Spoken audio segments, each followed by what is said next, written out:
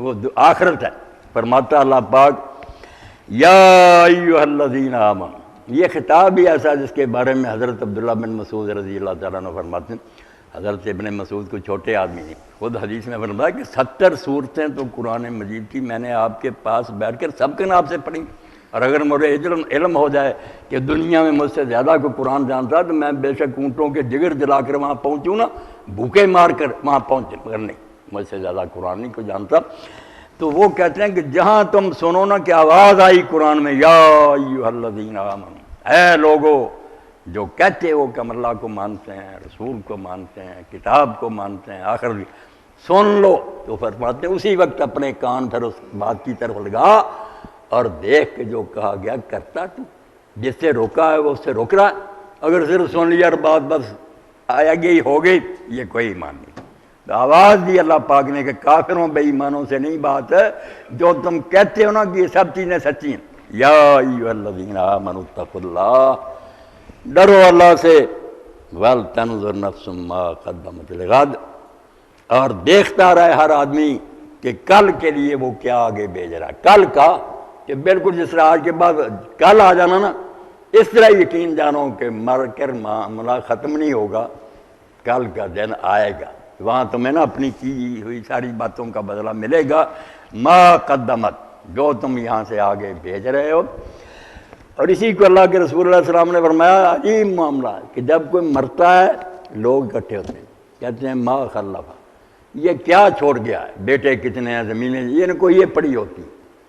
قالت الملائکۃ ما قدم، اور فرشتے یہ حساب کر رہے ہوتے ہیں کہ لے کر کیا آیا، جو چھوڑ آیا وہ پتہ نہیں وہ حرامزادے اچھا استعمال کریں گے برباد کر لیں، اس کے پلے کیا. اللہ بھی یہ کہتا ہے کہ ہر شخص دیکھتا رہے، آپ حساب کرتا رہے. اور اسی لیے امام جعفر صاحب فرماتے ہیں جو رات کو اپنا حساب کر کے نہیں سوتا وہ قیامت کے حساب میں پھر بہت مشکل میں پھنسے گا. مرد سوتے وقت دیکھو کہ آج کے دن کیا اچھے کام ہوئے، ان پر اللہ کا شکر ادا کرو، جو غلط ہو گئے ان سے معافی مانگ لو، پتہ نہیں صبح اٹھنا نصیب ہو یا نہ ہو. اور اسی لیے اللہ کے رسول علیہ السلام عشاء کی نماز سے پہلے سوتے نہیں تھے، اور بعد میں سوائے کسی دینی ضرورت کے باتیں نہیں کرنا اچھا نہیں سمجھتے، سو جاؤ. یعنی یہ نماز رکھی معافی مانگنے کی ہے. اسی لیے جتنی دیر سے یہ پڑھی جائے، باقی نمازیں اول وقت ہے، عشاء کا جتنی دیر سے پڑھی جو ہو کرنا کر لو، آخر میں اللہ تعالیٰ سے منت سماج کر کے گناہوں کی معافی مانگ کر سو.